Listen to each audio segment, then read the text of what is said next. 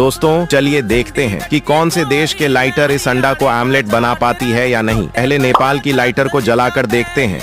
अरे इस लाइटर से तो कुछ भी नहीं हुआ। अब अमेरिका की लाइटर को जलाकर देखते हैं।